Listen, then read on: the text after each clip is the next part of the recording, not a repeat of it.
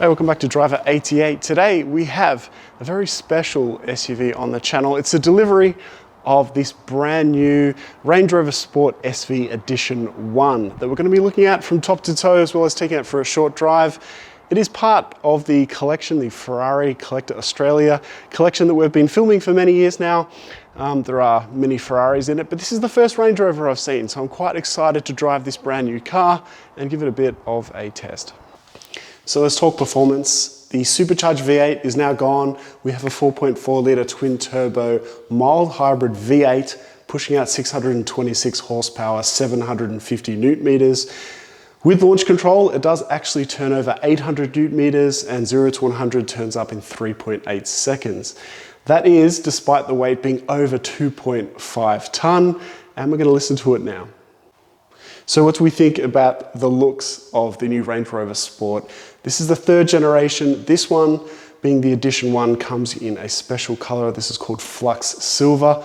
I think this is really one of the best Range Rovers visually that I've ever seen. An enormous thing, just under 5 meters. We've got 23-inch rims on this car. Believe it or not, you can order carbon ceramic brakes as well as carbon wheels. They come at $15,000 and $13,500 for carbon ceramic brakes as well. They do save a lot of weight though. These ones, still 23s on brand new all-season Michelin tires.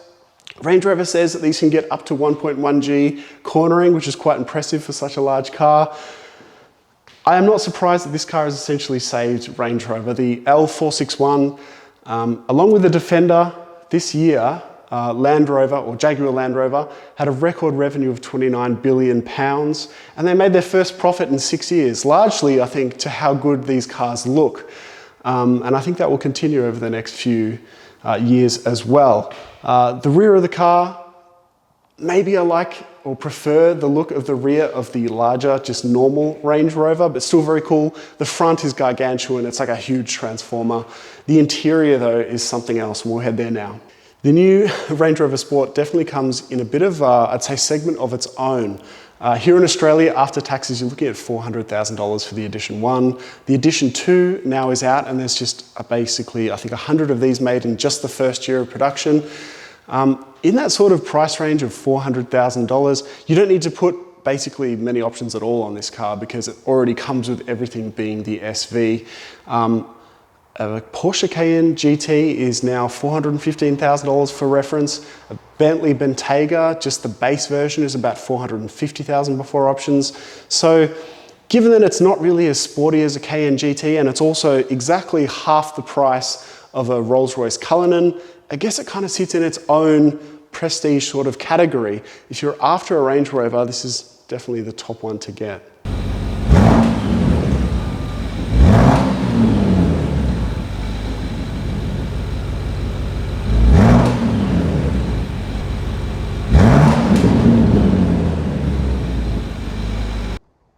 So the SV key, very, very nice.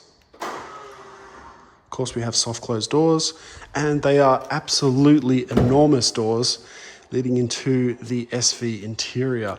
Now you'll notice that we have SV edition plates here throughout the car, and of course on the outside and on the seats. They're just really sporty looking for a Range Rover. Stepping into the car, leather appointed everywhere, of course. And I can tell you that it's incredibly easy to get into because I have 3 bulging discs that are killing me right now. And that was done without much discomfort. Paddles are very cool too. These see-through sort of signature pieces on the paddles, connected to the 8-speed ZF gearbox. Now let's sit in the back. Of course, we've got dual cup holders, which, if we just spring this back here, tells us that we are indeed in an SV Edition 1. We've also got refrigerated front console here as well. We've got a tracker fitted to this car, and we've got the very large dual panoramic sunroof in the back. So we've got huge ingress and egress getting into the back now. What I really like, check out this satin carbon-backed sport seats in a Range Rover, of all things. Easy to get into, incredibly comfortable. And I'm finding a lot of SUVs these days just have a really weird sort of shape where your knees are sitting up really high and it makes you nauseous. Not in this car. These seats are sporty, but they actually sit back far enough. They're not too upright, which is very nice. Now, inside here, we have a 29 speaker Meridian sound system. 29 speakers. I'm kind of struggling to see where they all are, but I can tell you that there are speakers. Now, I don't know if this is in many other cars, but I think it's really helpful in the dark to have little lights in your seatbelt so you can see them at nighttime.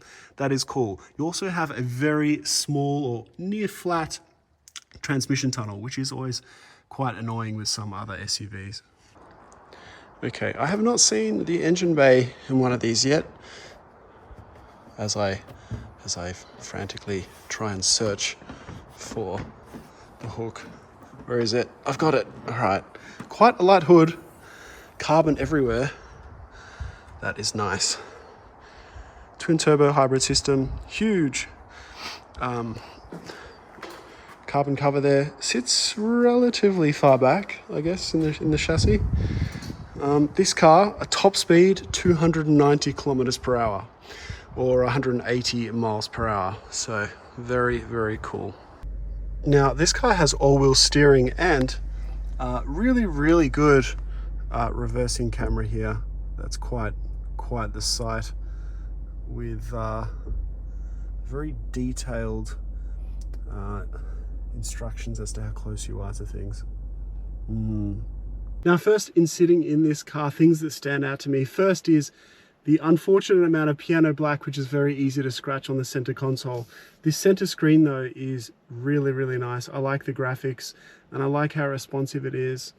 Leather steering wheel, of course, and these sports seats are very, very good mix of comfort and sportiness. They're not too hard, they're not too soft. They do have quite an interesting feature, are these speakers or sort of adapters that vibrate to the music as you're sitting there, which just adds to, I guess, the experience of driving this Range Rover SV. Huge roof overlooking us, but if we start the car now, really quiet. I really do like the big SV button in the middle of the steering wheel as well, to open up the valves of the exhaust.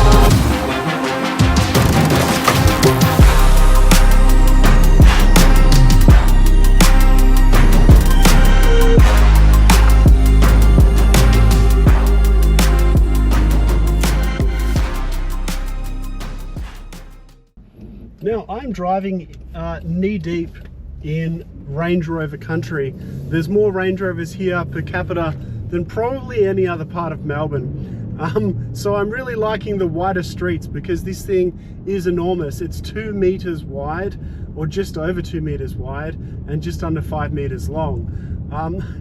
The suspension, which is now air springs, but also hydraulic interlinked adaptive suspension, and it's doing a really, really good job, as it should, handling all those bumps, albeit on 23-inch 305 rear section tires. It's really a pleasure to drive this thing smoothly and quietly, but at all times, even if you're not in the SV mode, you can tell that you've just got that nice rumbling V8 underneath the bonnet. Very, very smooth power delivery. These S63 engines have been developed and redeveloped and improved a lot over the last 10 years or so, and really, I think, matches the sort of Range Rover appeal in its performance. Now, if I want to put the foot down though, we can always press our SV button in the middle of the steering wheel, and with that the car will drop down a bit lower, and the suspension will be about 50% stiffer as far as I'm aware. And then now we have the sort of performance that you'll expect from 626 horsepower. It has a nice little burble overrun as well when you take your foot off the accelerator. I sit so high though, even in the SV mode. This is definitely an out of my way car. I mean, the lines are really quite smooth. I think it looks quite elegant, but yeah, people are gonna know that you're around when you drive this thing. Now, Range Rover has put an enormous amount of effort in this suspension to make sure that the pitch and roll is not excessive, and I can definitely feel that. It definitely feels really agile for a 2.5 ton car. Quite satisfying to drive. I have driven a Jaguar SVR before, and this feels, in terms of refinement, it definitely feels a step on. That was the old supercharged V8 car that I drove before. Maybe that supercharged V8 has a little bit more character, but this is definitely more refined for sure. Now, the ZF 8-speed gearbox, this is something that is getting used now in so many other brands and models for good reason, due to how smooth it is and how much torque it can handle. I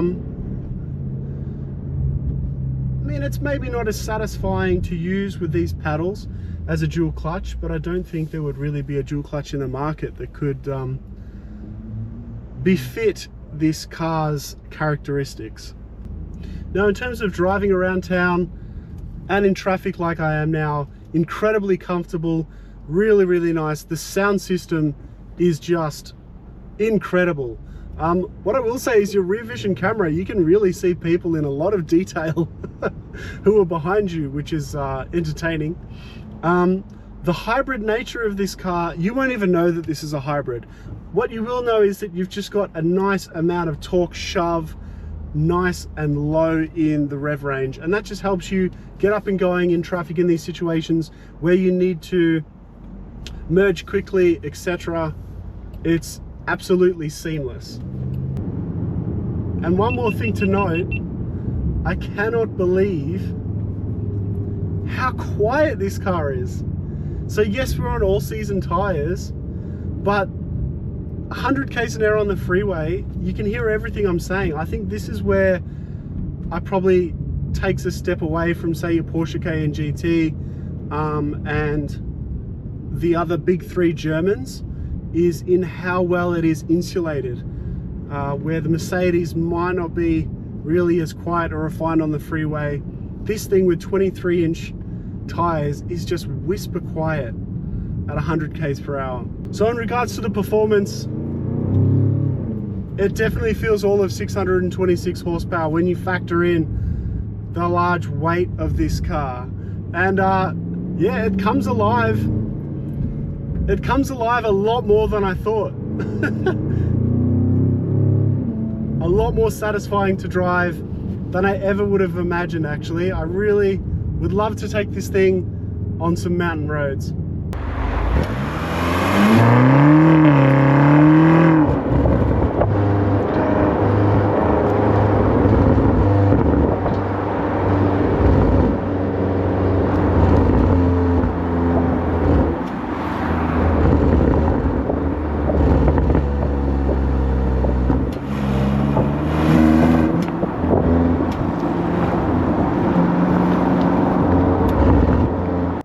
So the Range Rover Sport SV Edition 1.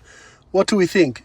I think this is a brilliant all-round, of course, luxurious, powerful SUV, but I think for 400,000 Australian dollars, I'd be inclined to pick the DBX 707, which now can be had for the same money, or the Cayenne GT, but that's just my personal preference. Maybe the Range Rover vibe is more you.